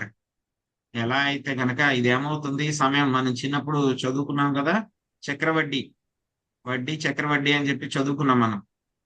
సో అదేమవుతుంది, వడ్డీ ఏం చేస్తుంది, వడ్డీ మళ్ళీ పిల్లల్ని పెడుతుంది, దాన్ని చక్రవడ్డీ అంటాం, మనందరికి కూడా తెలుసు. అది ధనంకి అప్లికబుల్. అలాగే సమయం కూడా ఏమవుతుంది, ప్రతిదీ కూడా కాంపౌండ్ అవుతుంది. దాన్ని ఏమంటారు, కాంపౌండ్ అంటారు అనమాట. అంటే చక్రవడ్డీ అన్నమాట. కాంపౌండ్ ఇంట్రెస్ట్ అయితే కనుక చక్రవడ్డీ. అలాగే ప్రతిదీ కూడా కాంపౌండ్ అవుతుంది అనమాట. జ్ఞానం, మనం సంపాదించుకునేటువంటి జ్ఞానం, అది కూడా కాంపౌండ్ అవుతుంది. అలాగే మనకు ఉన్నటువంటి సమయం వేస్ట్ చేయకుండా మనం దాన్ని మంచి విషయంలో మనం ఉపయోగించుకుంటే కనుక అది కూడా కాంపౌండ్ అవుతుంది. సో అలాగే పెరుగుతూ ఉంటుంది అనమాట. సో ఎలా అయితే చక్రవడ్డీ ఎలా అయితే లెక్క లేకుండా పెరిగిపోతుందో, సమయం కూడా మనం కరెక్ట్ గా సదుపయోగం చేసుకుంటే కనుక అది కూడా కాంపౌండ్ అవుతుంది. కానీ ధనాన్ని మనం వేస్ట్ చేసామనుకోండి, ఏమైపోతుంది, అది ధనం మనకేం ఉపయోగపడదు. అలాగే సమయాన్ని మనం వేస్ట్ చేస్తే కనుక అది కూడా మనకి ఉపయోగపడదు. ఇక్కడ బ్యూటీ ఏంటంటే కనుక, ఈ యొక్క గృహమంద కూపంలో ఉన్నటువంటి వాడు ఈ యొక్క ధనాన్ని సంపాదించుకోవడము, అదే విధంగా కుటుంబాన్ని పోషించడము, దీంట్లోనే తలమునకలైపోయి ఉంటాడనమాట. దానికోసం ఎంతో సమయాన్ని లెక్క పెడతాడు, ఎంతో సమయాన్ని ఖర్చు పెడతాడు. కానీ ఒక్క విషయాన్ని మర్చిపోతాడు అనమాట. ఏమిటది, ఎంతో మానవ జన్మకి యొక్క సమయం అనేటువంటిది చాలా విలువైనది, దాన్ని నేను పోగొట్టుకుంటున్నాను అనేటువంటి విషయం మర్చిపోతాడు. అలాగే ఆ సమయాన్ని అంతా కూడా వృధాగా ఎందులో ఉపయోగిస్తాడు? ఇంద్రియ భోగంలో, నిద్రపోవడంలో, మైథున సుఖంలో, కుటుంబాన్ని పోషించడంలో, బంధుత్వాలను నిలబెట్టుకోవడంలో, ఇంకా చెప్పాలి అని అంటే కనుక ఇంకా లెక్కలైనటువంటి విషయాలు చాలా ఉంటాయి అన్నమాట. రకరకాల గొడవల్లో, పక్క వాళ్ళ యొక్క ఆస్తిని కబళించడంలో, సో ఇలాగా అన్నిటిలోనూ కూడా వాడు నియుక్తం అయిపోయి ఇంకా ఏమి పనులేమీ లేవు అంటే కనుక ఊరికే కూర్చుని అందరితోనూ ఈ యొక్క ఏంటి గ్రామ్య వార్తలు, వాడు అలా చేశాడంట, వీడు ఇలా చేశాడంట, లేకపోతే కనుక మనకి టైం వేస్ట్ చేయడానికి ఇప్పుడు చాలా చాలా ఈజీ. ఇదివరకు అయితే కనుక చాలా కష్టం. ఎవరికో టైం వేస్ట్ చేయాలి అంటే కనుక వాళ్ళ ఇంటికి వెళ్ళాలి, లేకపోతే కనుక వీధి మధ్యలోకో ఊరు మధ్యలోకో వెళ్ళాలి. ఇప్పుడు అవసరం లేదు, మన పక్కనే ఉంటుంది ఎప్పుడు 24 గంటల్లో. ఏంటండి అది? ఫోన్ ఫోన్ ఒకటి, ఆ తర్వాత రెండోది టీవీ ఒకటి. ఇదివరకు టీవీ అయితే కనుక కనీసం పక్క రూమ్ లోకైనా లేకపోతే హాల్లోకైనా వెళ్లాల్సి వచ్చేది టైం వేస్ట్ చేయాలంటే కనుక. ఇప్పుడు అది కూడా అవసరం లేదు, ఎప్పుడు కూడా మన పాకెట్ లోనే ఉంటుంది, ఎప్పుడు కూడా, లేకపోతే మన హ్యాండ్ బ్యాగ్ లోనే ఉంటుంది. టీవీ కూడా రూమ్ కి పెట్టుకుంటున్నారు కదా ప్రభుజీ, ఒక్క టీవీ కాకుండా. ఇది వరకు అయితే కనుక హాల్లోనే పెట్టుకునేవాళ్ళు టీవీ. ఇప్పుడు కొత్త టెక్నాలజీ అన్నమాట, బెడ్రూమ్ లో టీవీ, ఒక్కొక్క రూమ్ లో మళ్ళీ ఒక్కొక్క టీవీ, ఒక్కొక్క రూమ్ లో ఒక్కొక్క టీవీ అందరికీ కూడా. సో అలాగా మన యొక్క సమయాన్ని నాశనం చేయడానికి చాలా చాలా ఉన్నాయన్నమాట. ఏముంది, ఒక వాట్సాప్ ఒక నోటిఫికేషన్ వచ్చిందంటే కనుక అది చూస్తాము, దాని నుంచి ఇంకొక వాట్సాప్, ఇంకొక మెసేజ్, వాళ్ళ స్టేటస్, వీళ్ళ స్టేటస్, మళ్ళీ లేకపోతే ఫేస్బుక్ లోకి వెళ్ళి వాళ్ళు అక్కడికి వెళ్ళారంటే ఆ స్టేటస్ చూడడం, ఈ స్టేటస్ చూడడం, ఈ న్యూస్ చూడడం. అదే యూట్యూబ్ లోకి వెళ్ళామంటే కనుక షార్ట్స్ మొదలు పెట్టామంటే కనుక ఎప్పుడు మొదలు పెట్టామా, అరగంట ఎప్పుడు అయిపోయిందా అని కూడా తెలియదు, అరగంట అయిపోయిందా అనిపిస్తుంది అంతే. సో సమయాన్ని నాశనం చేయడానికి చాలా చాలా ఉన్నాయి. కాబట్టి మన యొక్క సమయాన్ని రక్షించుకోవడానికి మనం కాన్షియస్ గా ఉండాలన్నమాట. ఎందుకంటే కనుక సమయాన్ని మనము చాలా సద్వినియోగం చేసుకోవాలి. దేనికి వాడుకోవాలి? 2-3 విషయాలకే మనం వాడుకోవాలి సమయాన్ని, ప్రస్తుతం ఉన్నాం కాబట్టి. ఒకటి, కుదిరినంత తక్కువగా మన కుటుంబ బాధ్యతలు నిర్వర్తించుకోవడానికి. గృహస్థులైతే కనుక వాళ్ళు బాధ్యతగా ధనం సంపాదించాలి కాబట్టి దాన్ని కూడా ఎంతవరకు అయితే కనుక అంతవరకు. తర్వాత భక్తి చేసుకోవడానికి, ఇంకోటి ఏంటి, ఎగ్జిట్ ప్లాన్. ఎప్పుడు నేను రిటైర్ అయిపోవాలి, ఎప్పుడు 24 గంటలు కూడా నేను కృష్ణుడి కోసం ఈ యొక్క భక్తి చేసుకునేటువంటి స్థాయికి వెళ్ళగలగాలి. ఆ రిటైర్మెంట్ ప్లానింగ్ కూడా మనం చేసుకోవాలి. ఎందుకంటే కనుక ప్లానింగ్ చెయ్యందే ఏది జరగదు అనుకోకుండా. ఇప్పుడు చిన్న వంట చేయాలి అని అనుకోండి, లేడీస్ ఏం చేస్తారు, ప్లాన్ చేసుకుంటారు ముందే, రేపు ఈ వంట చేస్తాను, ఈ కూర చేయాలి, లేకపోతే పలానా టిఫిన్ చేయాలి అని చెప్పి ముందే ప్లాన్ చేసుకుంటారు. అలాగ ప్లాన్ చేసుకోకుండా ఏమవుతుంది, అప్పటికప్పుడు అవుతుందా? ఏమి అవ్వదు. అలాగే మనం కూడా ఈ యొక్క గృహమంద కూపం దీంట్లోంచి బయటపడాలంటే దానికి ముందుగానే మనం ప్లాన్ చేసుకోవాలి దానికి కూడా. లేకపోతే ఏమవుతుంది, జీవితాంతం కూడా దీంట్లోనే పడి అలాగా టైం పాస్ చేస్తూ ఉంటాము. ఒక ఫైన్ డే వస్తుంది, సో వెళ్ళిపోవాలి. ఎలా అంటే కనుక ప్లగ్ తీసేసినట్టు అన్నమాట. ప్లగ్ తీస్తే కనుక ఏమవుతుంది, స్విచ్ ఆఫ్ చేస్తాం అనుకోండి ఫ్యాన్, వెంటనే ఆగిపోతుంది ఫ్యాన్. లైట్ అయితే కనుక ఇంకా ఫాస్ట్ గా, జస్ట్ స్విచ్ ఆఫ్ చేస్తే వెంటనే ఆగిపోతుంది. అలాగే మనం కూడా భగవంతుడు ప్లగ్ తీసేశారంటే ఎక్కడ ఉన్న వాళ్ళు అక్కడే అన్ని వదిలిపెట్టి వెళ్ళిపోవాల్సి ఉంటుంది అన్నమాట. సో కాబట్టి అన్నిటికంటే చాలా ముఖ్యమైన 649 మంది చనిపోయారు కదా ప్రభుజీ. అవునండి, అనుకుంటారా వాళ్ళు? ఎవరు అనుకోరు. అందులో రకరకాల స్టోరీలన్నీ కూడా వింటూ ఉన్నాము. సో కాబట్టి ఏంటంటే కనుక ఎగ్జిట్ ప్లాన్ అనేది మనకు తెలియదు. ఆ ఎగ్జిట్ ప్లాన్ కూడా ఎగ్జిక్యూట్ చేయడానికి ఉంటామో లేదో తెలియదు. అందుకే ఏం చేయాలి, భక్తి ప్రతిరోజు చేయాలి. కానీ ఏంటంటే అల్టిమేట్ ఎగ్జిట్ ప్లాన్ ఇంకా పూర్తిగా కృష్ణుడి యొక్క సేవలోకి ఇన్వాల్వ్ అవడానికి నేను ఎప్పుడు మొదలు పెట్టాలి అని చెప్పి ఒక డేట్ పెట్టుకోవాలి. డేట్ పెట్టుకోకుండా ఏది అవ్వదు, అది కూడా మనం ప్లాన్ చేసుకోవాలి. సో అదే ఇక్కడ చెప్తున్నారనమాట. సో ఇంకొక శ్లోకం ఉంది, అది పూర్తి చేసుకున్నాం. అది కూడా విత్తేషు నిత్యాభినివేష్ట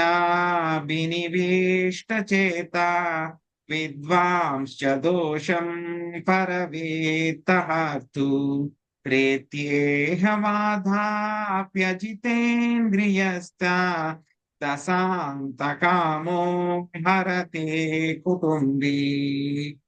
ఎం లక్ష్మీదేవి మాతాజీ అనువాదం చదవండి, తర్వాత మహాలక్ష్మి మాతాజీ మీరు భాష్యం చదవండి. హరే కృష్ణ ప్రభుజీ. హరే కృష్ణ ప్రభుజీ, దండవత్ ప్రణామాలు. బాగుంటుందా ప్రభుజీ? 15వ శ్లోకం మాత్రం. కుటుంబ పోషణార్థం నందు అమితానురక్తుడైన వ్యక్తి ఇంద్రియ నిగ్రహము లేనివాడైనచో అతని చిత్తము ధనార్జన ఎందే మునిగియుండును. పరుల ధనమును హరించునచో ప్రభుత్వ చట్టముచే శిక్షింపబడుదునని, మరణాంతరము యమదండనం తప్పదని తెలిసినప్పటికీ అతడు ధనార్జనమునకు ఇతరులను మోసగించును. హరే కృష్ణ. హరే కృష్ణ ప్రభుజీ, దండ ప్రణామాలు. భాష్యము ప్రభుపాదుల వారికి జై. ముఖ్యంగా ఈ రోజులలో జనులు పునర్జన్మను గాని, నరకమును గాని లేదా నరక యాతనను గాని విశ్వసించటం లేదు. అట్టి వారు కనీసం ధనార్జన కొరకు ఇతరులను మోసగించినచో ప్రభుత్వ చట్టము చే శిక్షకు గురి కావాల్సి వచ్చునని మాత్రము తెలుసుకొనవలను. ఏది ఏమైనను జనులు ఇహపర జన్మలలోని నియమములను లక్ష్య పెట్టుట లేదు. మనుజుడు ఇంద్రియ నిగ్రహము లేనివాడైనచో ఎంతటి జ్ఞానము కలిగి ఉన్నను తన పాప కర్మలను ఆపజాలడు. హరే కృష్ణ ప్రభుజీ, థ్యాంక్ యూ ప్రభు, దండ ప్రణామాలు. హరే కృష్ణ. సో ఏం చెప్తున్నారు ఇక్కడ? ఇంద్రియ నిగ్రహము అనేటువంటిది చాలా ముఖ్యము.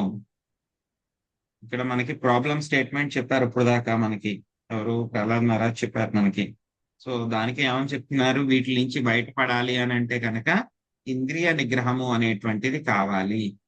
ఆ ఇంద్రియ నిగ్రహం లేకపోతే కనుక ఏమవుతుంది? ఆ యొక్క ధనార్జనలోనే ఇంకా ఇంకా ఇంకా అందులో ఇన్వాల్వ్ అయిపోతారు అన్నమాట. ఇంద్రియ నిగ్రహం ఉందనుకోండి, ఓకే ధనార్జన చెయ్యాలి, ఎంతవరకు చెయ్యాలి, ఏమిటి, మన యొక్క కుటుంబాన్ని పోషించుకోవడానికి మాత్రం సరిపోతుంది. సో ఇంత సరిపోతుంది నాకు. సో కాబట్టి అతనికి తెలుస్తుంది ఈ యొక్క ఇంద్రియ నిగ్రహం ఉన్నటువంటి వాడికి, ఓకే ఇంత సరిపోతుంది నాకు అని చెప్పి అక్కడితో ఫుల్ స్టాప్ పెట్టి మిగతా సమయాన్ని భగవంతుడి కోసం వాడుకోగలుగుతాడు అనమాట. లేకపోతే కనుక ఏమవుతుంది? అదొక ఎడిక్షన్ లాగా అందులోనే ఇంకా ఇంకా ఇంకా ఇంకా అందులోనే పడిపోతూ ఉంటారు అనమాట. సో ఆ యొక్క ధనార్జన అనేటువంటి విషయంలో పడిపోతే కనుక మనం తప్పు చేస్తున్నాము అనేటువంటి విషయము తెలిసినా సరే కానీ అందులో ఇన్వాల్వ్ అయిపోతాం అన్నమాట. ఎలా అయితే కనుక మనము పక్క వాళ్ళ యొక్క ధనాన్ని దొంగిలిస్తే కనుక మనల్ని ప్రభుత్వము శిక్షిస్తుందని తెలిసినా సరే వాళ్ళని మోసగించడానికి ఏమాత్రము వెనకాడట్లేదు అనమాట. ఇది వరకు యొక్క నేరాలు ఇవన్నీ కూడా చాలా తక్కువగా జరిగేవి. ఎందుకంటే కనుక చిన్నప్పటి నుంచి కూడా ఏంటంటే కనుక మన తాతలు వాళ్ళ యొక్క తల్లిదండ్రులు వాళ్ళందరూ కూడా చెప్పేవారు అనమాట, నువ్వేమైనా తప్పు చేస్తే కనుక రే నీకు యమధర్మరాజు ఈ శిక్ష వేస్తారు, జాగ్రత్తగా ఉండాలి, ఈ తప్పు చేస్తే కనుక నీకు ఈ శిక్ష వస్తుంది అని చెప్పి వాళ్ళందరూ కూడా చెప్పేవాళ్ళు అనమాట.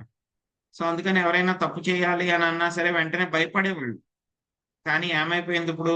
ఆ విధంగా చెప్పేటువంటి వాళ్ళు లేరు, చెప్పినా సరే విని నమ్మకంతో విశ్వసించే వాళ్ళు కూడా లేరు. అందుకని ఏం చేస్తున్నారు? విచ్చలవిడిగా వాళ్ళు పాపాలు అన్యాయాలు ఇవన్నీ కూడా చేస్తూ వాళ్ళు ఇంకా ఇంకా వాళ్ళు పడిపోతూ ఉన్నారు, జంతువుల స్థాయికి పడిపోతూ ఉన్నారు. సో ఇక ఇంద్రియ నిగ్రహం అనేది లేకపోతే కనుక ఎంత జ్ఞానం ఉన్నా సరే పాప కర్మలను ఆపడనమాట. అజామిలుడి గురించి చెప్పుకున్నాము. ఏమైంది? అజామిలా స్టోరీలో 6వ స్కందం స్టార్టింగ్ లో అజామిలకి ఆ యొక్క వేష్యం చూసినప్పుడు ఏమైంది? ఆ యొక్క శూద్రాణిని చూసినప్పుడు ఏమైంది?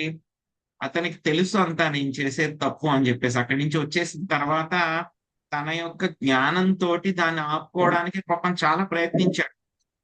కానీ ఏమైపోయింది? ఆ యొక్క ఇంద్రియ నిగ్రహం అనేటువంటిది లేకపోవడం మూలంగా ఏమైపోయింది? ఆ యొక్క పాప కర్మం చేయడంలో పడిపోయాడు అనమాట. సో కాబట్టి ఇక ఇంద్రియ నిగ్రహం అనేటువంటిది చాలా ముఖ్యము. ఇక ఇంద్రియ నిగ్రహం అనేటువంటిది ఎలా వస్తుంది? భక్తితో మాత్రమే ఇంద్రియ నిగ్రహం వస్తుంది. వేరే వాటి ద్వారా మనకి ఇంద్రియ నిగ్రహం తెచ్చుకున్నా సరే అది ఎలా ఉంటుంది? టెంపరరీ, తాత్కాలికం మాత్రమే. కానీ భక్తితో తెచ్చుకున్నటువంటి ఇంద్రియ నిగ్రహం ఎలా ఉంటుంది? శాశ్వతంగా ఉంటుంది.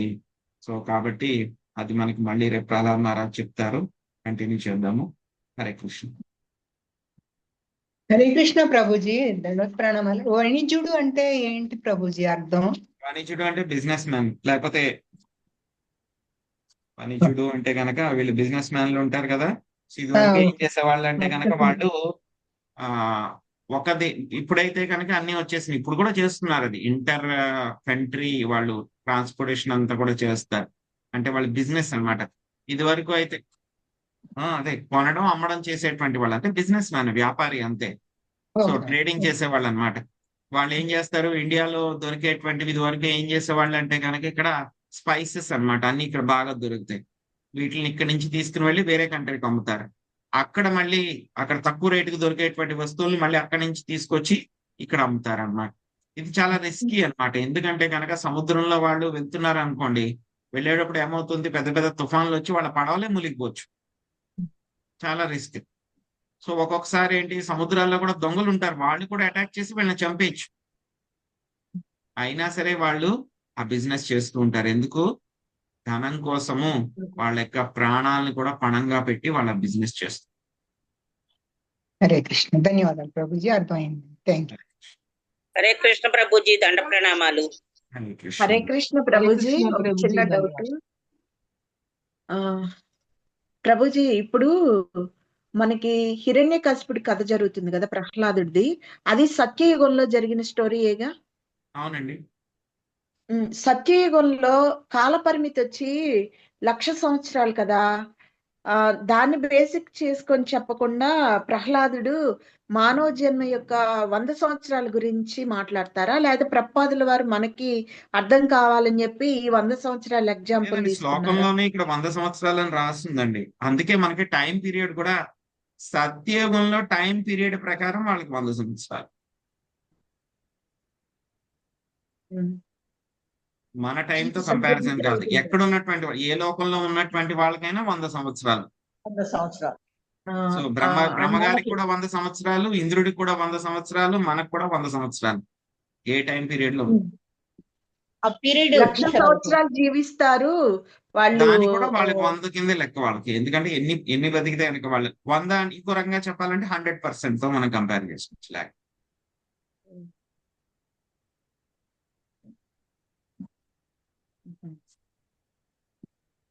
హరే ఇప్పుడు కృష్ణ ప్రభు. త్రేతాయుగంలో వచ్చేసి 10,000 సంవత్సరాలు, అవునండి, అది వాళ్ళు 10,000 ద్వాపర యుగంలో సంవత్సరాలు. వచ్చి 1000 సంవత్సరాలు అన్నారు. దాన్ని కూడా 100 సంవత్సరాల కిందే పరిగణించాలా? వాళ్ళ లైఫ్ టైమ్ లో 100 సంవత్సరాలు. మన 100 సంవత్సరాలకి ఈక్వల్ కాదు. నా 100 వాళ్ళ సంవత్సరాలు లైఫ్ టైం ఆ యుగంలో ఉండేటువంటి వాళ్ళకి 100 సంవత్సరాలు. 100 సంవత్సరాలు. సరే.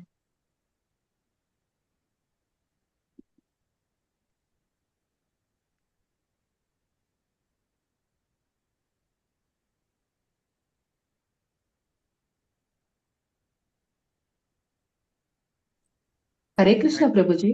చెప్పండి ప్రభుజీ, లాస్ట్ 5th చాప్టర్ లో 50th శ్లోకంలో చెప్తున్నారు, అంటే హిరణ్యకశిపుడు ఎలా చేసినా కూడా ప్రహ్లాదుడు చనిపోలేదని చెప్పి బాధపడుతున్నప్పుడు షండ అమర్కులు వచ్చి మళ్ళీ మేము విద్యాభ్యాసం చేయిస్తాము అని చెప్తున్నారు అనమాట. మన గురువు శుక్రాచార్యుడు వచ్చినంత వరకు ఈ పిల్లవాడిని భయపడి పారిపోకుండా వరుణపాశంతో బంధిస్తాము అని చెప్పి చెప్తున్నారు. అంటే బలి మహారాజుకి కూడా వర్ణపాశంతో బంధిస్తారు కదా, అది వేరు ఇది వేరా ప్రభుజీ?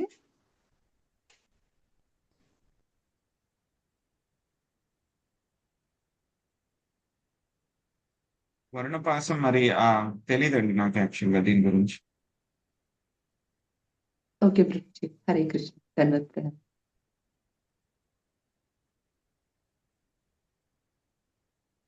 మేము చెప్పేది ట్రై చేస్తాము, అర్థం చేసుకునేలాగా ట్రై చేస్తాము. శుక్రాచార్యుడు వచ్చేదాకా ఏం చేయాలనేది అప్పుడు చూద్దాము. సో ఒకవేళ మేము చెప్పడం అయిపోతే కనుక అప్పుడు మీరు వర్ణపాసం తోటి బంధించండి పారిపోకుండా అని చెప్తున్నారు, ఐడియా ఇస్తున్నారు అనమాట. సో మేము మీ దగ్గరికి మళ్ళీ రిటర్న్ ఇచ్చిన తర్వాత మీరు కావాలంటే వర్ణపాసంతో బంధించుకోండి అని చెప్తారు.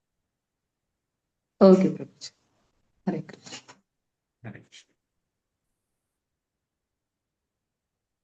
వాంఛాకల్పతరుభ్యశ్చ కృపా సింధుభ్యేవ చ పతితానాం పావనేభ్యో వైష్ణవేభ్యో నమో నమః. అనంత కోటి వైష్ణవ బృందకి శ్రీల ప్రభుపాదికి నితాయ్ గౌర ప్రేమానందే. హరి హరి. ధన్యవాదాలు. కృష్ణ ప్రభుజీ, ధన్యవాదాలు.